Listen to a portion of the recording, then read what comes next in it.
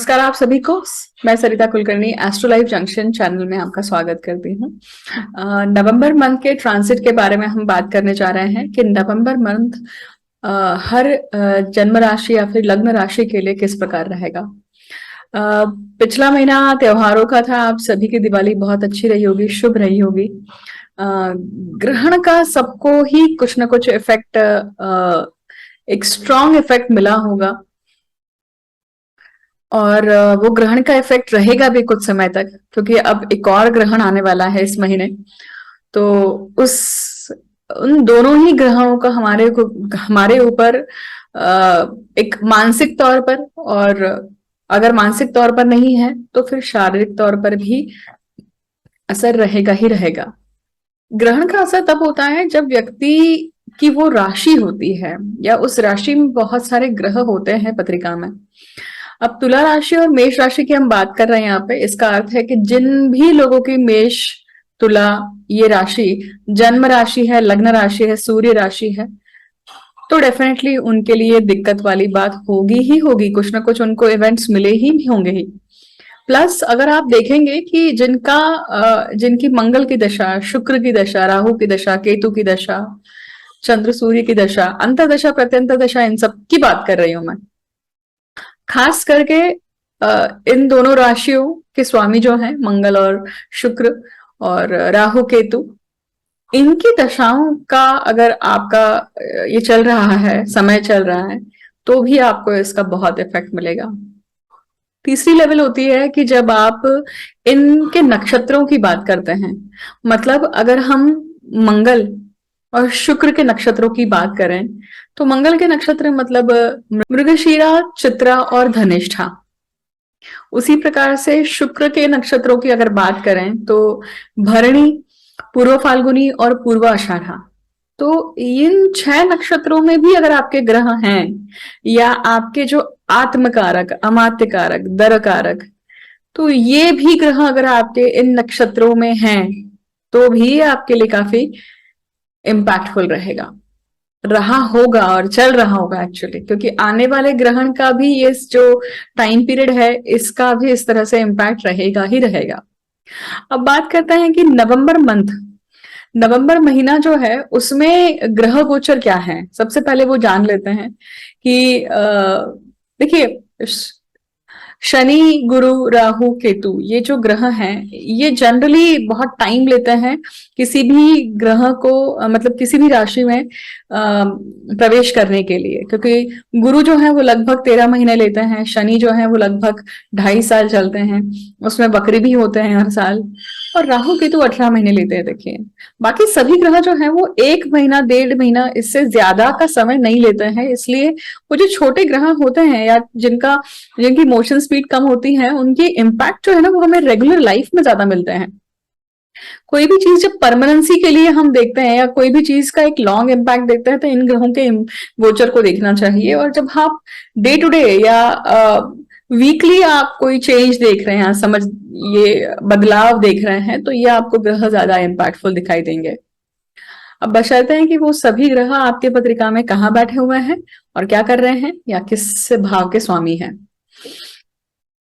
अब अब हम बात करेंगे कि नवंबर में जो ग्रह गोचर है तो कौन कौन राशि परिवर्तन कर रहा है। देखिए, तो सबसे पहले जो राशि परिवर्तन कर रहे हैं वो है शुक्र।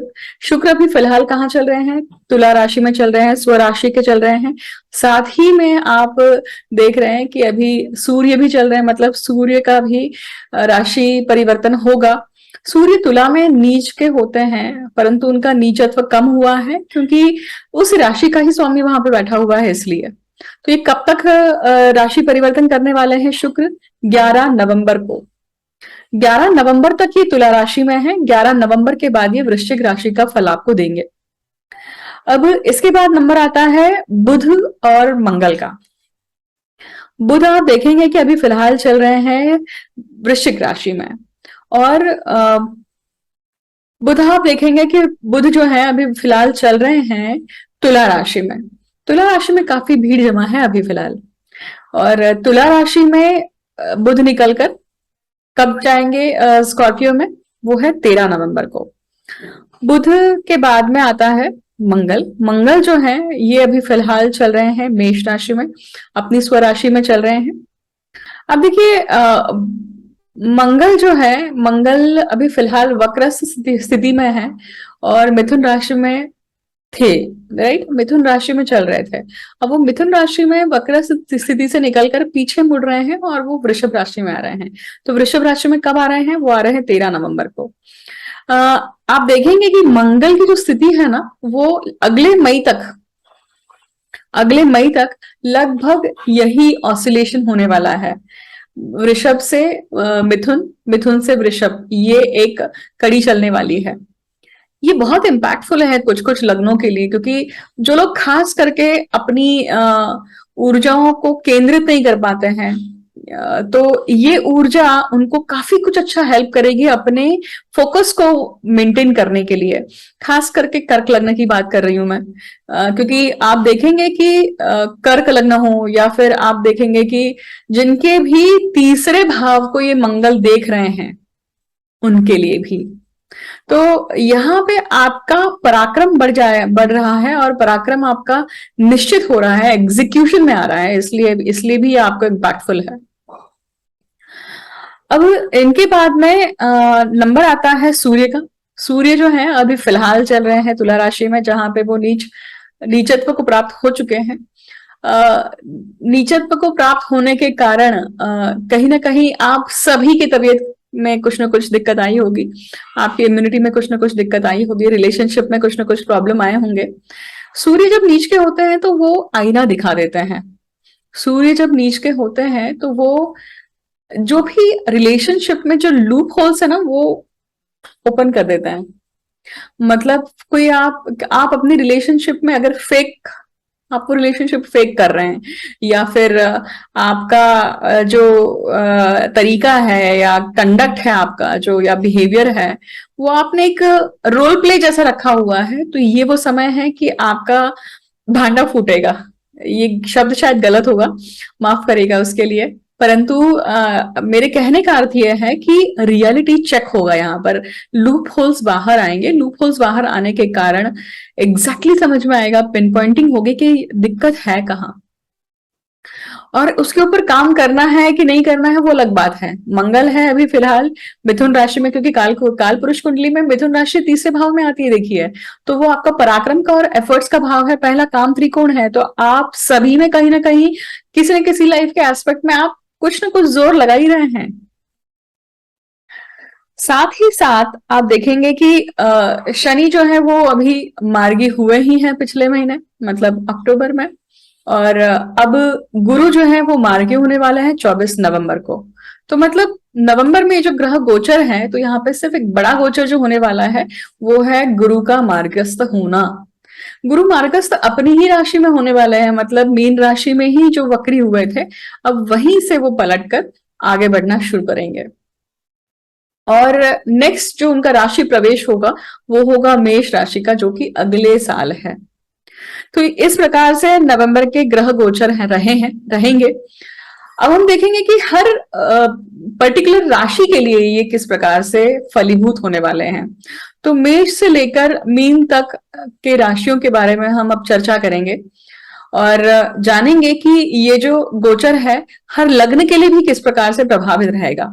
आप सभी लोग बड़े कंफ्यूज होते हैं, भगवान जाने क्यों कंफ्यूज होते हैं। मैं हर बार बोलती हूँ कि लग्न राशि जो है वो आपके शारीरिक इम्पैक्ट को बताती है, या जो भी ग्रह है, ग्रह का गोचर हो रहा है, उसका इम्पैक्ट आपके शरीर के ऊपर किस तरह से रहेगा। चंद्र राशि जो है, जहां पे चंद्र स्थित होता है, वो आपके मानसिक स्तर को दर्शाती है कि आपके ऊपर मानसिक तौर पर किस प्रकार से ग्रहों का एक इन्फ्लुएंस रहेगा। कंफ्यूज मत होइए और लिख के रखिए कहीं, अगर आप याद नहीं रख पा रहे हैं तो। और जो भी आपकी जन्म राशि है, जो भी आपकी लग्न राशि है, इवन सूर्य राशि है, उन तीनों राशियों को देखिए जो मैं अब गोचर बताने जा रही हूं, और उन दोनों का मिला जुला रूप, इन टोटालिटी वो कैसे आपको इम्पैक्ट करने वाले हैं, उसके बाद उसका एक निष्कर्ष निकालकर लिख के रखिए कि हाँ, ये महीना शायद मुझे ये अनुभव दे सकते हैं। लास्ट बट नॉट लीस्ट, कि ये एक जनरल प्रिडिक्शन का वीडियो है। देखिए, जो लोग कंसल्टेशन नहीं ले पाते हैं, जो लोग कंसल्टेशन अफोर्ड नहीं कर पाते हैं, स्पेशली उन लोगों के लिए ये एक प्रयत्न है कि उनको एक एक एक मोटे मोटे तौर पर क्या एक्सपेक्ट करना चाहिए इस महीने, क्या हो सकता है, क्या संभावनाएं हैं, वो उनको मिल सकती हैं।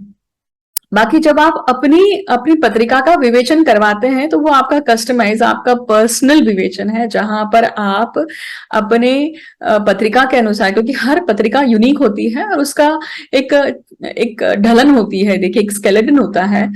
आपकी पत्रिका में कौन से, आपकी अभी ग्रह दशा क्या चल रही है, आपका अष्टक पर क्या कहता है, या आपके ग्रह गोचर आपके जन्मस्थ गोचर पे किस प्रकार से परिणाम करते हैं या कनेक्शन बनाते हैं, ये एक वैयक्तिक बात है। देखिए, एक वैयक्तिक बात है। मतलब तो ये वैयक्तिक रूप से जब आप देखते हैं, विवेचन करवाते हैं, तो ज्यादा इम्पैक्टफुल, ज्यादा एक्यूरेट रिजल्ट मिलते हैं। हालांकि आप सभी ने मुझे बहुत प्रोत्साहन दिया है, क्योंकि आपको प्रिडिक्शंस काफी फलीभूत होते हुए दिखे हैं। तो मैं वापस से अनुरोध करूंगी कि नवंबर महीने में भी जो आपको अनुभव आते हैं, तो वीडियो के कमेंट सेक्शन में आके जरूर साझा कीजिएगा। और हम बढ़ते हैं आगे। मकर लग्न की बात करते हैं। मकर राशि या मकर राशि में अगर आपका सूर्य स्थित है तो ये वीडियो आपके लिए है। देखिए, समझे इस बात को कि लग्न राशि, जन्म राशि और सूर्य राशि जो है वो माइंड, बॉडी एंड सोल को दर्शाती है। और ग्रह जो है वो इम्पैक्ट मानसिक स्तर पे करते हैं और उसका इम्पैक्ट आपके बाकी दोनों एस्पेक्ट पे होता है। इसलिए शास्त्र में चंद्र राशि से गोचर को ज्यादा महत्ता दी गई है। बट अगर आप तीनों राशियों के अनुसार देखते हैं तो तीनों राशियों को देखने के बाद में इन टोटलिटी आपको एक बहुत अच्छा आइडिया लगता है कि what will be that month for me. और नवंबर के ट्रांजिट्स मुझे किस प्रकार से इम्पैक्ट कर सकते हैं, what could be the possibilities. So let's check it out and see कि चार्ट क्या कहता है नवंबर का। देखेंगे कि आप देखेंगे कि मकर लग्न का स्वामी शनि जो है लग्न भाव में ही बैठा हुआ है। लग्नेश का लग्न भाव में होना बड़ी अच्छी स्थिति है, क्योंकि लग्न भाव बलवान हो जाता है। कोई भी चीजों को, कोई भी चैलेंजेस को फेस करने के लिए इट इज वेरी पॉजिटिव। और वो क्रूर ग्रह तो और अच्छा है, ऐसा शास्त्र में कहा गया है। परंतु आप देखेंगे कि इस लग्नेश को मंगल देख रहा है। इसका अर्थ है कि शनि मंगल का खड़ाष्ट योग भी बना हुआ है। यहाँ पर रेज बढ़ रहा है आपका। तो रेज बढ़ रहा है तो you have to be very careful. क्यों? क्योंकि ये रेज कहाँ से आ रहा है? ये रेज आ रहा है पेंडिंग कर्म से। मतलब षष्ठ भाव में बैठा हुआ मंगल आपसे कुछ कह रहा है। किस बारे में कह रहा है? वो मंगल आपकी पत्रिका में चौथे भाव का और लाभ भाव का स्वामी है। चौथा भाव आपके चौथा भाव माता को, प्रॉपर्टी को, घर को, गृह सौख्य को, इन सबको दर्शाता है। और चौथा भाव एक साधक के लिए श्मशान भी दर्शाता है। तो जो व्यक्ति इन सब चीजों को ध्यान नहीं दे रहे हैं, इन सब चीजों से अपना ध्यान या अपनी रिस्पॉन्सिबिलिटी को चूक रहे हैं, उनके लिए एक जजमेंट वाला टाइम पीरियड है। तो अगर आप अपने कारण देख रहे हैं कि आसपास चीजें बिगड़ सकती हैं, तो डोंट बी जस्ट मम about it, do something about it. क्योंकि लग्नेश और कुटुंबेश एक ही है। कुटुंब का स्वामी भी आप ही हैं, मतलब लग्नेश ही है, शनि ही है। तो I think you have a bigger responsibility, you have a greater responsibility to play off here. So कुटुंब भाव सिर्फ कुटुंब का नहीं है, वाणी का है और धन का भी है। तो ये सारे एस्पेक्ट अभी आपके हाथ में है। आप किस प्रकार से काम करते हैं, एग्जीक्यूट करते हैं। It could be your venture कि आप अपने घर को किस प्रकार से संभालते हैं। पराक्रम का स्वामी और व्यय भाव का स्वामी कौन है? गुरु है। और पराक्रम का स्वामी गुरु पराक्रम में बैठा हुआ है। इसका अर्थ है कि आपसे जो भी पराक्रम होगा वो गुरु के समान होगा, गुरु की बुद्धि के अनुसार होगा। आप गुरु तुल्य होकर खुद उसमें एक्ट करने वाले हैं। और वो बुद्धि कौन सी है? व्यय भाव को लेकर भी है। अब व्यय भाव सिर्फ और सिर्फ शैया सुख का नहीं है, या स्लीप साइकिल का नहीं है, या आपके खर्चों का नहीं है। व्यय भाव मेडिटेशन का भी है। व्यय भाव और अष्टम भाव साधना के स्तर को दिखाता है। तो ये कहीं ना कहीं दर्शाता है कि ये टाइम पीरियड पराक्रम, मतलब आपके एफर्ट्स कैसे होनी चाहिए, इन सब चीजों को मद्देनजर रखते हुए होनी चाहिए। जो जातक उच्च शिक्षण के लिए बाहर जाना चाहते हैं उनके लिए भी काफी अच्छा टाइम पीरियड है, परंतु 24 नवंबर के बाद जब गुरु मार्गी होंगे तब, और बाहर रहने की स्थिति भी उनकी काफी पॉजिटिव बनाई दिखाई देती है, क्योंकि इवन जो जातक बाहर रह रहे हैं दे आर प्लानिंग और they must be having an agreement, या वो इस प्रोसेस में होंगे कि उन्होंने बाहर घर ले लिया होगा और उस घर की पूजा, वास्तु शांति, इन सब चीजों में बिजी होंगे। सो ये घटना जस्ट हुई है या फिर होने वाली है आपके जीवन में? अगर ऐसा कुछ है तो जरूर वीडियो के कमेंट सेक्शन में मेंशन कीजिएगा। चौथे भाव का स्वामी और लाभ भाव का स्वामी मंगल है। चौथे भाव में राहु है। चौथा भाव में राहु होने के कारण राहु बोलता है मुझे घर लेना है, कैसे भी करके घर लेना है, मुझे सुख चाहिए, कैसे भी करके सुख चाहिए, वो फिर अच्छा मार्ग हो या बुरा मार्ग हो, मैं लेकर ही रहूंगा, अपनी बात मनवा के ही रहूंगा। उसको साथ किसकी मिल रही है? मंगल की मिल रही है, परंतु मंगल कहाँ है? षष्ठ भाव में है और वो मंगल वक्री है। इसका अर्थ है कि आप जब तक पेंडिंग कर्म पूरा नहीं करते हैं, राहु जो चाह रहा है वो नहीं हो पाएगा। तो लाभ भी तब आएगा जब आप राहु को सेटिस्फाई करते हैं। राहु कौन है? राहु तंत्र का कारक है। राहु तंत्र मंत्र यंत्र इन सब का कारक है। राहु टेक्नोलॉजी का भी कारक है कहीं ना कहीं। राहु पॉलिटिक्स के लिए भी है। पॉलिटिशियन लोग अभी फिलहाल, अगर मकर लग्न के जातक जो पॉलिटिक्स में हैं, आप देखेंगे कि सूर्य नीच का है अभी फिलहाल, और उस राहु को ये 4 ग्रह देख रहे हैं, और ये 4 ग्रह उस राहु को देख रहे हैं जो दशम भाव में बैठे हुए हैं। दशम भाव में अभी बहुत ज्यादा हलचल है, ग्रहण की स्थिति बनी हुई है, शुक्र केतु साथ में है, व्यभिचार योग भी है, बुध केतु साथ में है, तो बुद्धि में भी कहीं ना कहीं एक दैवीपन है, पर मटेरियलिस्टिकली वो बुद्धि जो है वो काम नहीं कर रही ढंग से। तो अभी wait and watch. 10th house को थोड़ा सा फ्री होने दीजिए। 10th हाउस में बहुत सारी एनर्जी कलेक्टेड है, उस एनर्जी को डिसिपेट होने दीजिए, क्योंकि जब तक डिसिपेट नहीं होगी तब तक केओस है, और 4 लोग एक ही बार में बात करेंगे तो आप सुन नहीं पाएंगे कि एग्जैक्टली हो क्या रहा है, किसकी बात सुननी है, क्या करना क्या है। तो अभी कर्म में जो है वो काफी केओस है। Just wait for some time, 1 more week, क्योंकि मैंने शुरुआत में ही कहा है कि 13 नवंबर, 16 नवंबर, 13 नवंबर को तो बुध बदलने वाले हैं, मंगल बदलने वाले हैं राशि, 11 नवंबर को शुक्र बदलने वाले हैं। तो ये जो टाइम पीरियड है काफी चेंज होने वाला है। जहां एक तरफ शुक्र और बुध लक्ष्मी नारायण योग बनाते हैं, वहां दूसरी तरफ केतु और सूर्य पितृदोष बनाते हैं। तो there are many yogas which are forming in your chart in the 10th house which is creating lot of chaos. Just sit tight, take 10 long breaths and कुछ भी रिएक्ट करना, इम्पेशेंटली रिएक्ट करना सही नहीं हो। नेक्स्ट, 6th हाउस का स्वामी बुध और भाग्य भाव का स्वामी बुध, ये कहाँ है? अगेन 10th हाउस में है। तो मतलब पेंडिंग कर्म आप जब तक पूरा नहीं करते हैं, आपके सामने जो चीजें आ रही हैं चल के, आप उसको एक्सेप्ट करते हैं कि जो आप चेस कर रहे हैं उसको एक्सेप्ट कर रहे हैं? That is a big question, right? So you need to understand कि I should not be chasing those things which I want, rather I should address those things which are coming to me, because right now the time is to fix those things. तो ही मेरा भाग्य खुलेगा। 7th भाव में कर्क राशि है। कर्क राशि का स्वामी चंद्रमा है, और चंद्रमा अमावस्या पूर्णिमा के समान काम करते हैं। इसका अर्थ है कि कभी अमावस्या है, कभी पूर्णिमा है, तो कला कला से घटते हैं, कला कला से बढ़ते हैं। तो रिलेशनशिप के मैटर कैसे रहेंगे? Not good, not so bad. So that is the issue. Now it totally depends upon what your chart says. आपकी दशा अंतर दशा क्या बोलते हैं, ग्रहमान स्थिति क्या बोलती है। 8th भाव का स्वामी जो है वो है सूर्य। सूर्य ईगो को दर्शाते हैं। सूर्य जो है वो आपके ड्यूटी को दर्शाते हैं। सूर्य नीच के होते हैं तो क्या होता है कि राजा अपना वेश छोड़ के प्रजा के बीच में गया है अपने बारे में जानने के लिए। भ्रम से बाहर निकलने के लिए राजा जब प्रजा के बीच में जाता है तो वो देखता है कि लोग मेरे बारे में क्या सोचते हैं, या मुझे क्या चेक करना चाहिए, चेक में रखना चाहिए अपनी चीजें, जिसके कारण मेरा राज्य बना रहे। तो वो राजा जो है वो अभी बहुत सारे केओस में है, मतलब केतु है, शुक्र है, बुध है। तो ये कहीं ना कहीं दर्शाता है कि नीच का सूर्य जो है वो आपको रियलाइज करवाता है, सूर्य प्रकाश डालता है उन सब चीजों पे जिन सब चीजों के कारण आप कर्म नहीं कर पा रहे हैं।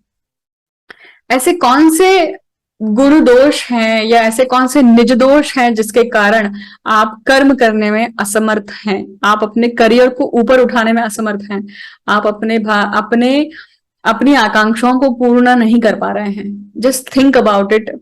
आप इंटरनली उस चीज को इंट्रोस्पेक्ट करिए, right it down, sleep over it, और 2 दिन बाद फिर वापस से रिन्यू करिए, और then you will get the right answer what exactly it is. भाग्य भाव की मैं ऑलरेडी बात कर चुकी हूँ। दशम भाव की बात तो हम बार बार बारंबार कर ही रहे हैं। यहाँ पे हमने बाकी सभी भावों की बात कर ली है। तो इस प्रकार से मकर राशि के लिए ये ग्रह गोचर रहेगा। And whatever the experiences would be, I would like you to share it in the videos comment section. And I wish you all the best and thank you for listening me patiently. जल्द ही मिलती हूँ आपसे नए video के साथ में। Thank you so much.